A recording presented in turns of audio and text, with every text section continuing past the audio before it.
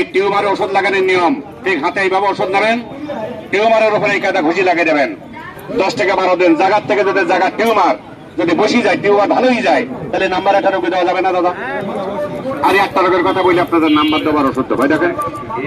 এই ব্যথার বয়স কতদিন ছিল আপনার বলেন? 4 বছর। এখন ওঠার পরে 3 বার উঠবে, 3 বার বসবে, ওই জায়গায় গোড়ানের কাটে বাড়ি মারবেন তো ওই ব্যথা ওখানে খুঁজে পাবেন না।